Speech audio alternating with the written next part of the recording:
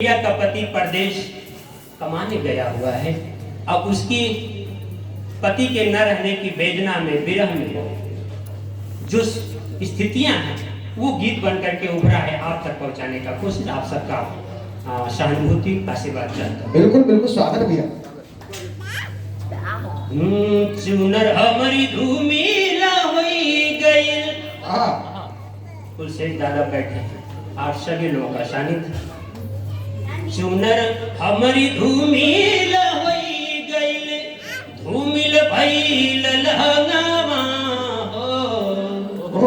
तीज त्योहार, होली, दिवाली सबका प्रधान देश है हमारा, उनमें से कुछ देना चाहते हैं। चुनर हमारी धूमिल होई गईल, धूमिल भइल लहंगावा हो। एहो बेदर्दी कहिया ले जइबा, बीतल जाला फगुनवा हो।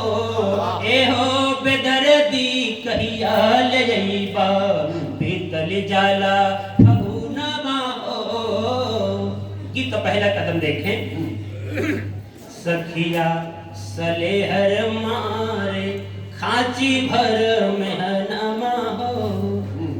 सखिया सलेहर मारे, खाची भर मेहनमा हो।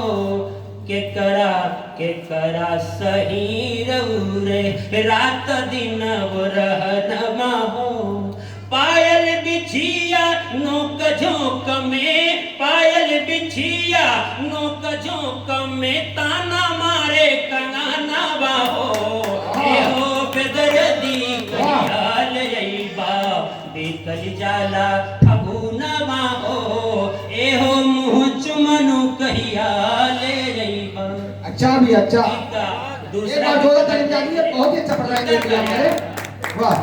दूसरा कदम ले। एहो बेदर्दी कहिया ले जइबा, बीतल जाला फगुनवा हो। और क्या स्थितियां हैं? छोटकी दीदिया साली तोहर, रंग नाही रंगनवा हो। अपने जीजा का दम साली को भी है। छोटकी दीदिया साली तोहर, रंग नाही रंगनवा हो। रंग गुलाल पिचकारी वकरा, भावे नाही सजनवा हो। कहीं के गईला सवान आईबू, कहीं के गईला सवान आईब, सावन बरसे नया नमा हो। एहो बेदर्दी कहिया ले जइबा, बीतल जाला फगुनवा हो। एहो करे जेबू कहिया ले जइबा, बीतल जाला फगुनवा हो। एहो बेदर्दी कहिया ले जइबा।